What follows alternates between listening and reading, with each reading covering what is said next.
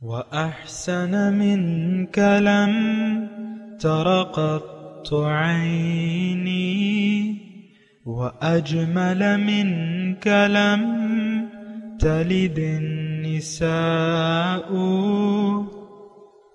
خلقت مبرأ من كل عيب خلقت مبرأ من كل عيب كأنك قد خلقت كما تشاء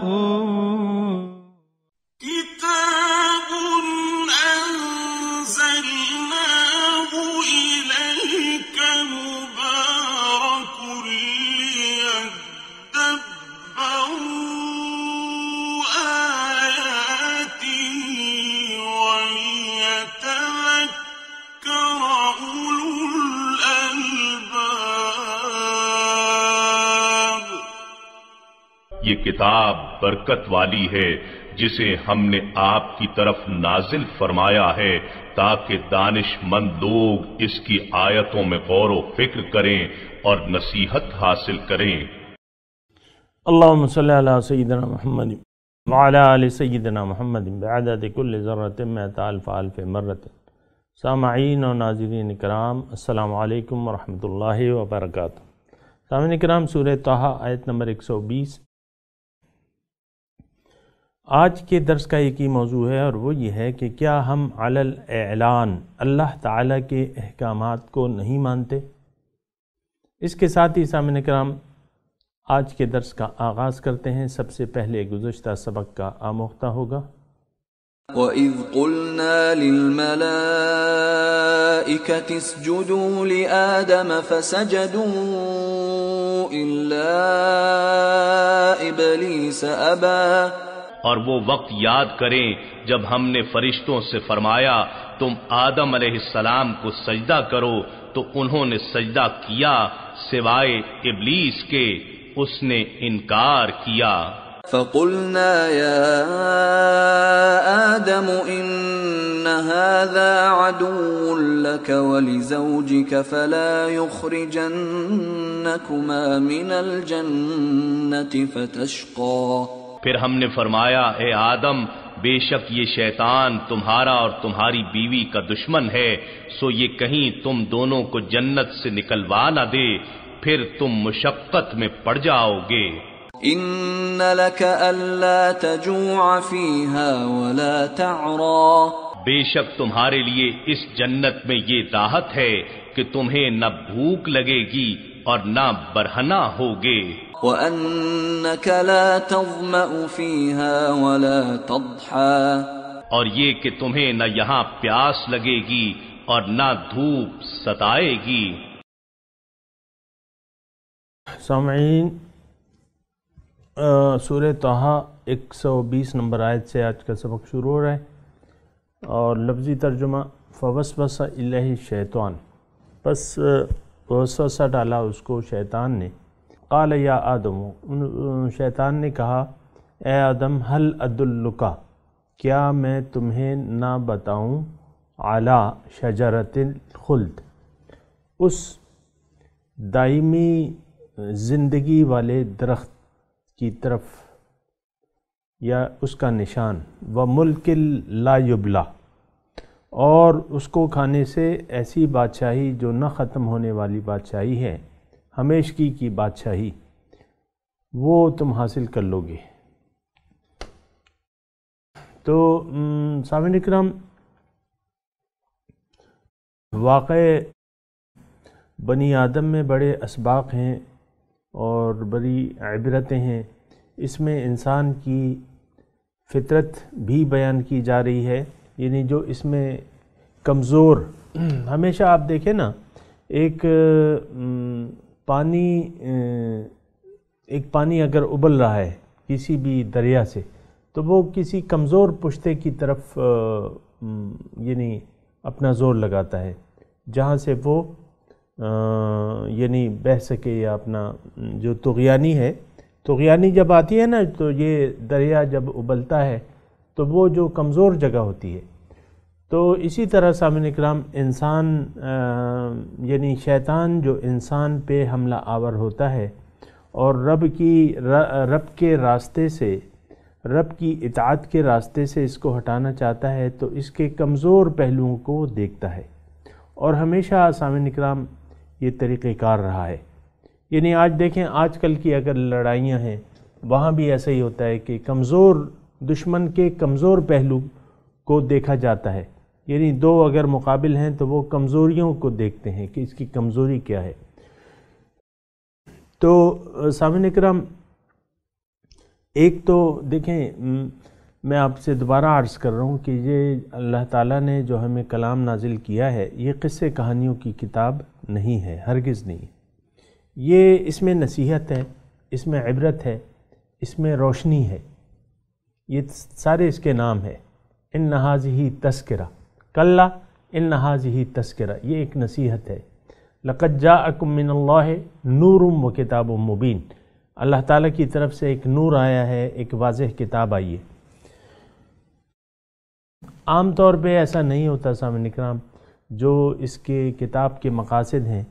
اول تو آپ کو میں نے کہا ہے کہ ہم اپنے مقصد حیات سے غافل ہیں، باطل کو ہم نے اپنا مقصود بنا لیا ہے، اور باطل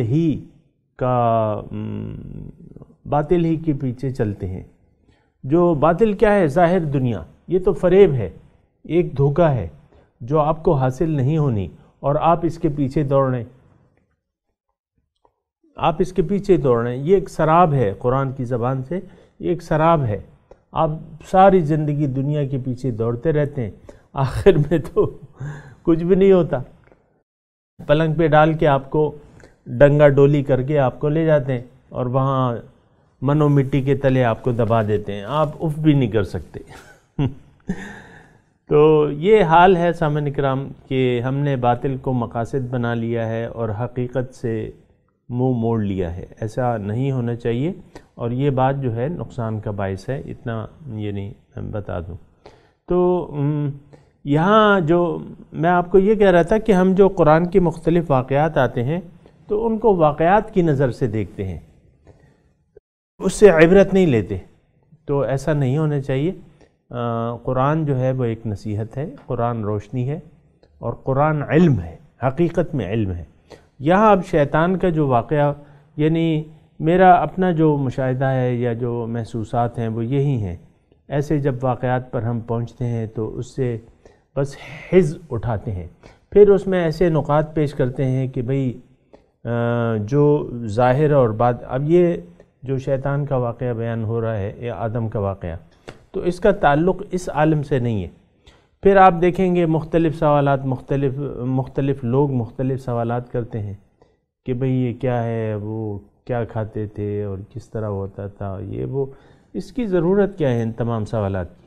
بے جا سوالات جو ہیں وہ نہیں کرنے چاہیے سامعین اکرام۔ واقعے سے عبرت لینی مقصود ہوتی ہے سامعین اکرام۔ یہ ان فی ذلک لعبرہ، اللہ تعالیٰ نے جب یہ واقعات بیان کیے تو ایک جگہ اللہ تعالیٰ نے فرمایا کہ اس میں عبرت ہے، تو عبرت لو، باقی تفصیلات چھوڑ دو۔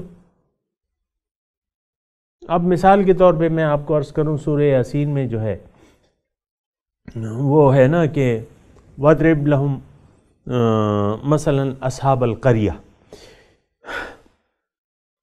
اِذْ جَاءَهَا الْمُرْسَلُونَ۔ یہ میں ان لوگوں کو یہ کہہ رہا ہوں جو تفسیر میں تھوڑی سی دلچسپی رکھتے ہیں، پڑھتے ہیں، تفاسیر پڑھتے ہیں، ان لوگوں کے لیے میں کہہ رہا ہوں۔ ویسے بھی عام لوگ میرے مخاطب ہیں، ہو سکتا ہے آپ کو کبھی یہ ان سوالات کا سامنا کرنا پڑ جائے، یا اس جستجو میں آپ پڑ جائیں کہ اس کی تفصیل کیا ہے۔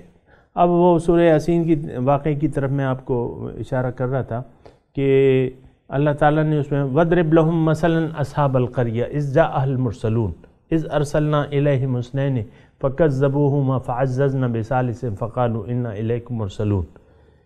ان کو بیان کریں ایک بستی والوں کی مثال، دو رسول آئے ان کے پاس،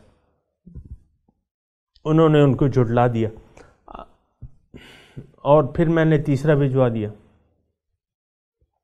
اور انہوں نے کہا ہم تمہاری طرف بھجوائے گئے ہیں، انا الیکم مرسلون۔ انہوں نے کہا ما انتم الا بشر مثلنا، بھئی تم تو ہماری طرح انسان ہو، تم کیسے رسول؟ وَجَاءَ مِنْ أَقْصَى الْمَدِينَةِ، تو یہ واقعہ آپ دیکھیں گے تفاسیر میں لوگ اس کے پیچھے پڑ گئے ہیں کہ یہ کون سی بستی کا واقعہ ہے، یہ کون لوگ تھے۔ ارے بھئی اس کی ضرورت ہی کیا ہے؟ اگر ضرورت ہوتی تو قرآن ہر ضرورت کی چیز جو ہے وہ بیان کر دیتا ہے۔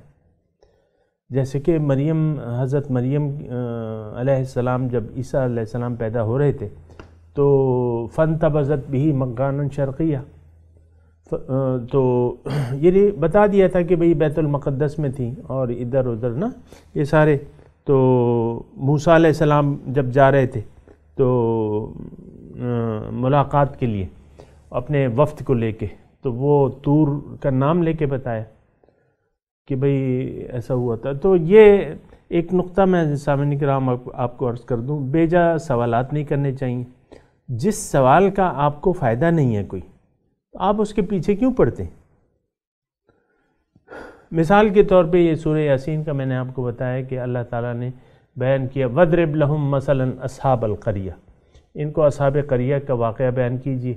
اب نام نہیں بتایا، اب لوگ پیچھے پڑ گئے نام کے، کوئی کہتا ہے یہ انطاکیہ تھا، کوئی کہتا ہے فلاں جگہ تھی، فلاں جگہ۔ ارے بھئی ان بحثوں سے فائدہ کیا ہے؟ جو مقصود ہے قرآن کا وہ لینا چاہیے، جو عبرت ہے وہ لینی چاہیے۔ اب یہ جو ہے اب آپ دیکھیں کہ یہ شیطان، اور اس میں کافی سوالات لوگ کرتے ہیں کہ بھئی وہ درخت کون سی چیز کا تھا، گندم کا تھا یا کیا تھا یا کیا تھا؟ یہ سوالات ہوتے ہیں نا، بے جا سوالات ہیں۔ پھر شیطان جنت میں کس طرح چلا گیا؟ وہ کہہ رہے ہیں مور بن کے چلا گیا، کوئی کہتا ہے سانپ بن کے چلا گیا۔ یہ جب حق سے انسان جو ہے یعنی اصل نقطہ اگر نہیں لینا چاہتا تو وہ پھر ادھر ادھر کے بکھیڑوں میں پڑ جاتا ہے۔ ایسا نہیں کرنا چاہیے، ایک صحیح سلیم سوچ کے ساتھ قرآن کا مطالعہ کرنا چاہیے۔ اور سب سے بڑی بات سامعین کرام میں آپ کو یہ بتا دوں کہ اگر اللہ تعالیٰ آپ کا مقصود نہیں ہے، مقصد حیات، پھر رضا الہی آپ کو مطلوب نہیں ہے، تو پھر آپ ادھر ادھر کی موشگافیوں میں پڑ جائیں گے۔ یہ جو ہمارے اتنے فرقے بن چکے ہیں، مثال کے طور پہ عرض کر رہا ہوں، یہ کیا ہے؟ یہ حقیقت کو ہم نے چھوڑ کے ظاہر کو لے لیا ہے، ظاہر کو لے لیا ہے، اس میں پھر تفرقہ بازی ہو گئی۔ تو یہ مطلب یہ ہے کہ مناسب بات نہیں ہے۔ اب یہ میں نے آپ کو ابھی آیت بیان کی، آیت نمبر 120 سورہ طٰہٰ، فَوَسْوَسَ إِلَيْهِ الشَّيْطَانُ، شیطان نے وسوسہ ڈالا۔ اب بالکل وسوسے کا ظاہر علم ہے۔ اب اس میں ہمیں کیا کہ بھئی اس وقت اس کی شکل کیا تھی، سانپ کی شکل میں آیا، مور کی شکل میں آیا، یا یہ ایک ایسی یعنی لایعنی سی بحث ہے۔ ایسا نہیں کرنا چاہیے، سوچ اپنی درست رکھنی چاہیے، صحیح سالم سوچ، جو اصل میں قرآن کتاب ہدایت ہے۔ اب یہ جو آیت پڑھ رہے ہیں، اس میں یہ 2 آیاتوں میں یہ ہے کہ شیطان نے وسوسہ ڈالا کہ بھئی جس درخت سے تمہیں منع کیا گیا تھا اس کی وجوہات یہ تھیں، اور پھر دوسری آیت میں فَأَكَلَا مِنْهَا، انہوں نے کھا لیا۔ شیطان کا وسوسہ اور آدم نے وہ وسوسہ قبول کر لیا، یہ مضمون ہے اس میں۔ فَوَسْوَسَ إِلَيْهِ الشَّيْطَانُ۔ اب دوسرا جو میں مضمون بیان کر رہا تھا کہ شیطان دیکھنا، یعنی آپ یہ دیکھیں کہ انسان، اب شیطان اپنا کام کر رہا ہے، اس کی تو ڈیوٹی یہ ہے، سامعین کرام یہ بات نوٹ کر لیں، ڈیوٹی اس کی یہ ہے، یا اس کی نے اپنی ذمہ داری یہ اٹھائی ہوئی ہے کہ وہ اللہ تعالیٰ کے راستے سے یا اس کی احکامات کی تعمیل سے انسان کو روکے گا، یہ اس کی ڈیوٹی ہے۔ کیونکہ دوسری جگہ شیطان نے واضح طور پہ اللہ تعالیٰ کو چیلنج دیا تھا کہ لَأَقْعُدَنَّ عِنْدَ صِرَاطِكَ الْمُسْتَقِيمِ، ضرور میں جو تیرا راستہ ہے سیدھا، میں اس میں اس کو بیٹھوں گا۔ لَا تَجِدُ أَكْثَرَهُمْ شَاكِرِينَ، اکثر کو آپ شکر گزار نہیں پائیں گے۔ تو یہ ایک دیکھیں، شیطان سے بھی ہم لوگ غافل ہیں۔ آپ نے خیال کیا ہے نا، ہم لوگ شیطان کے راستے پر ہیں، رحمان کے راستے پر نہیں ہیں۔ اگر بالکل سیدھی کھری بات آپ سننا چاہتے ہیں تو وہ ماحول، وہ معاشرہ جس میں میں اور آپ رہ رہے، وہ شیطان کے راستے پر ہے۔ شیطان کا راستہ کیا ہے؟ اللہ تعالیٰ کی نافرمانی کا راستہ شیطان کا راستہ ہے۔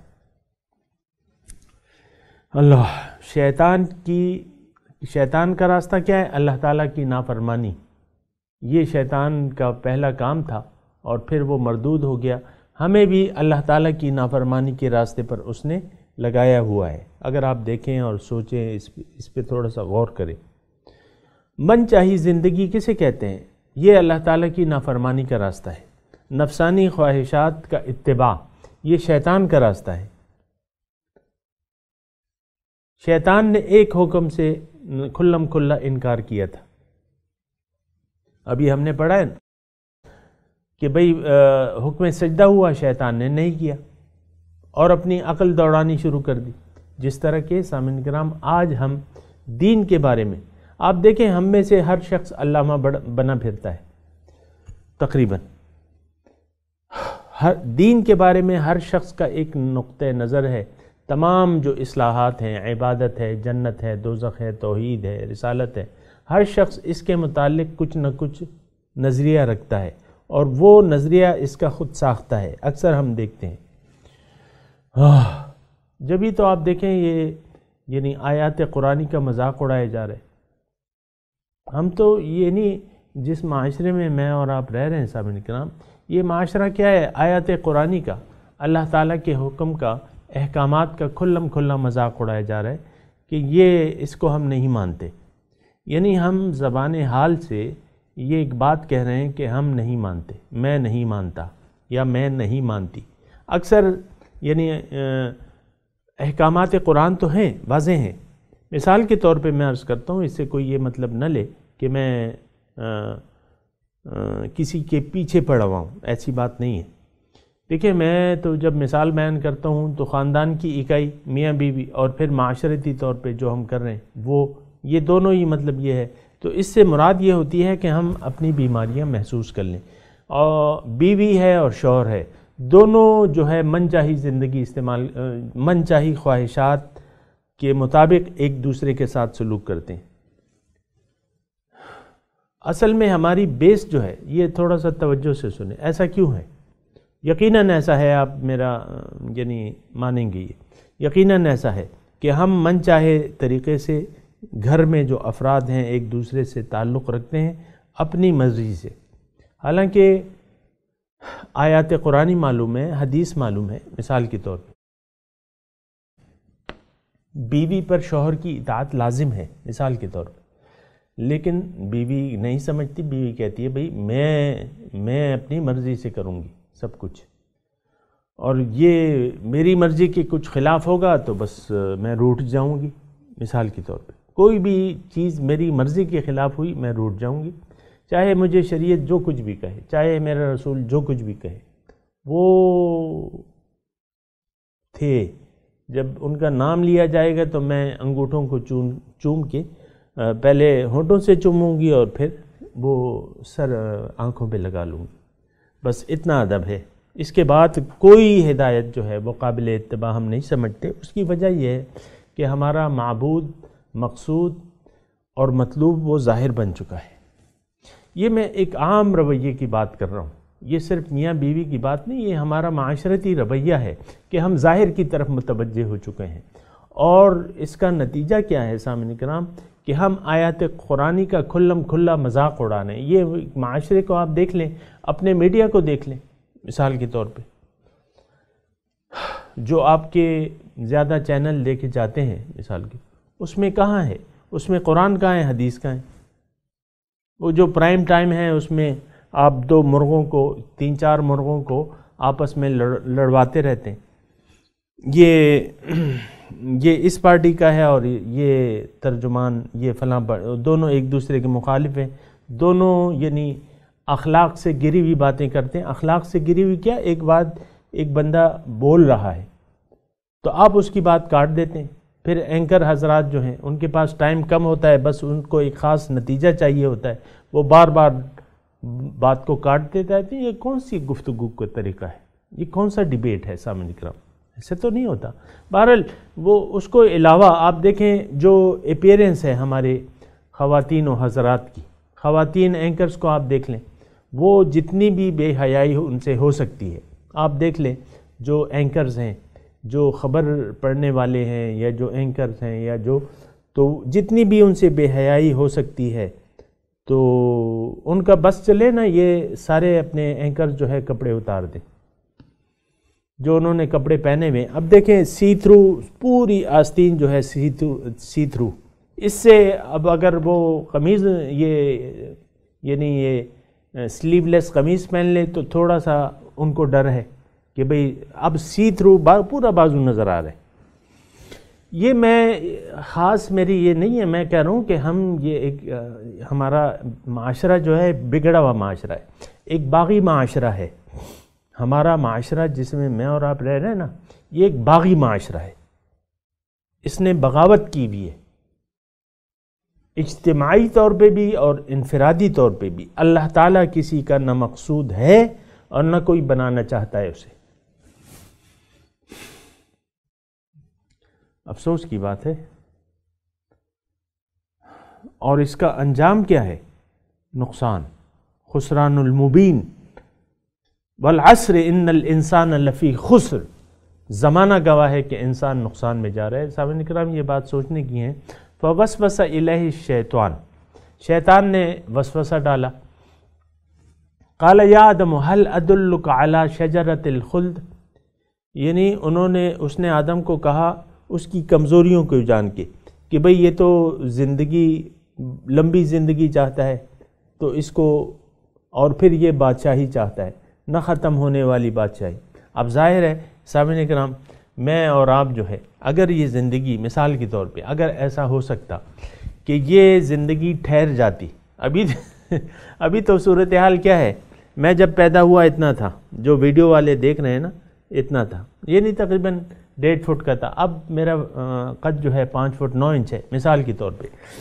اب 40 اگر ایسا ہوتا کہ 40 سال کی عمر میں میری زندگی ٹھہر جاتی، میری قوتیں ٹھہر جاتی، اپنی جگہ پہ فریز ہو جاتی، عمر فریز ہو جاتی اور وہ چلتی رہتی، مثال کے طور پہ اگر ایسا ممکن ہوتا، آپ مجھے بتائیں کہ کون موت کا طالب ہوتا؟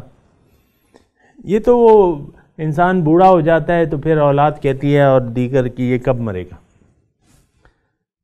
یہ نہیں، ظاہر ہے مطلب یہ تکلیف سے اس کو کب نجات ہوگی. انسان بوڑھا ہو جاتا ہے تو وہ عموماً خود بھی تکلیف میں رہتا ہے، اوروں کو بھی خدمت کا موقع دیتا ہے. میں یہ نہیں کہتا بڑے بوڑھوں کی خدمت کرنی چاہیے، اوروں کو بھی خدمت کا، اور خود یعنی تکلیف میں ہوتا ہے.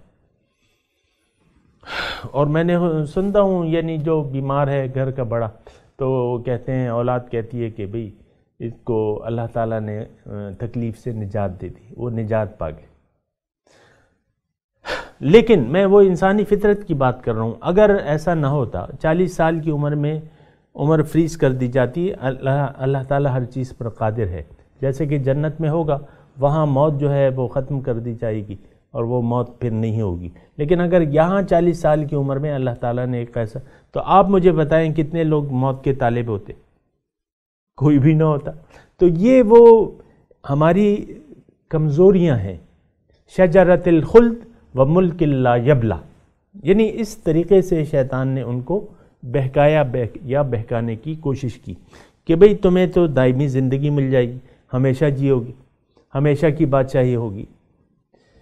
اور شیطان نے یعنی اس کو یہ کہا کہ بھئی یہ ایک یعنی یہ ایک اللہ تعالیٰ نے تمہیں کیا تھا کہ ایک وقت تک کے لیے ہے، یہ یعنی اللہ تعالیٰ کا مفہوم یہ تھا.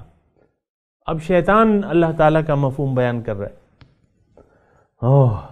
اور سامعین اکرام یہاں رک کے مجھے کہنا پڑتا ہے، اور میں خود سن بھی چکا ہوں ایسی چیزیں، تو لوگ تعویلات کرتے ہیں. پھر تعویل، یہ اسے کہتے ہیں تعویل. تعویل بری بات نہیں ہے، لیکن اگر وہ مناسب ہو اور حق پہ ہو. ہم تفسیر قرآن میں تعویل کرتے ہیں نا، مثال کے طور پہ اللہ تعالیٰ وہ ہے آیات متشابہات میں، اب فقرہ ہے کہ بل یداہ مبسوطتان، کہ اس کے دونوں ہاتھ کھلے ہوئے. اب اس کی ہم تعویل کرتے ہیں کہ بھئی اس کا مطلب یہ ہے کہ وہ انتہائی فیاض ہے، یا ان اللہ علی العرش استویٰ، اللہ تعالیٰ تخت اقتدار پر براجمان ہے، تو اس کا ظاہری مطلب تو یہ نہیں ہے، پھر یہ تعویل کرتے ہیں کہ اس کا مطلب جو ہے وہ تخت اقتدار پہ بیٹھا ہوا ہے اللہ۔ تو سامعین کرام یہ بات ہے، یعنی یہ شیطان نے اس کو کہا کہ ہم تمہیں ایسا کرتا ہوں کہ دیکھو یہ تمہیں حکم بے شک دیا گیا ہے، وہ ٹھیک تھا، لیکن اب وہ وقت آ گیا ہے کہ تم یہ درخت کھا سکو، اس کا پھل کھا سکو۔ تو بس اس کو پھر یعنی تعویل ہو گئی، پھر وہاں اس کا عزم نہیں تھا، لم نجد لہو عزما، ان کا عزم نہیں تھا، ارادہ نہیں تھا پکا، تو انہوں نے وہ وسوسہ قبول کر لیا، بھئی یہ تو درخت ہی ہے، کھا لیتا ہوں، اور یعنی جو کچھ بھی ان کے ذہن میں تھا وہ کھانے سے، میں اس کی تعویل نہیں کر رہا، لیکن کھا لیا۔ اور مقصد یہ ہے کہ وہ شیطان انسان کے کمزور پہلو پہ، تو یہ خواہش جو ہے ابھی بھی آپ دیکھ لیں، میں نے آپ کو بتایا ہر شخص ہم میں سے بادشاہ بننا چاہتا ہے، دنیا کی زندگی پہ خوش ہے، اور ہر شخص بادشاہ بننا چاہتا ہے کہ سب لوگ میرے محتاج ہوں اور میں کسی کا محتاج نہ ہوں۔ آپ اکثر دیکھتے ہیں نا یہ بڑے بوڑھے، اے اللہ تعالیٰ مجھے کسی کا محتاج نہ کر، یعنی یہ چاہتا ہے کہ سب میرے محتاج ہوں اور میں کسی کا محتاج نہ ہوں۔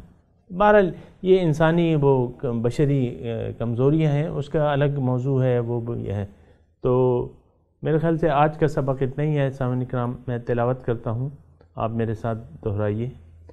اعوذ باللہ من الشیطان الرجیم، بسم اللہ الرحمن الرحیم، فوسوس الیہ الشیطان قال یا آدم هل ادلک علی شجرۃ الخلد وملک لا یبلی۔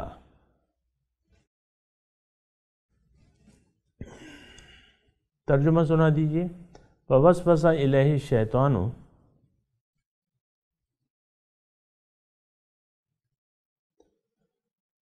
شیطان نے اس کی طرف وسوسہ کیا، قال یا آدم،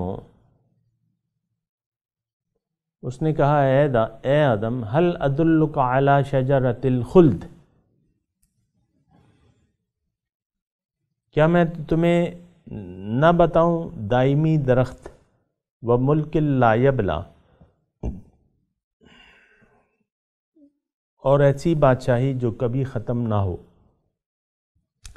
اس کے ساتھ سامعین کرام ان آیات کی تلاوت اور ترجمہ سنتے ہیں۔ فوسوس إليه الشيطان قال يا آدم هل أدلك على شجرة الخلد وملك لا يبلى؟ But Satan whispered to him, he said, O Adam, shall I show you the tree of immortality and a kingdom that never decays? اس کے ساتھ ہی آج کے درس کا وقت اختتام کو پہنچا، انشاءاللہ اگلے درس میں ملاقات ہوگی۔ وآخر دعوانا ان الحمد للہ رب العالمین، والسلام علیکم ورحمۃ اللہ وبرکاتہ۔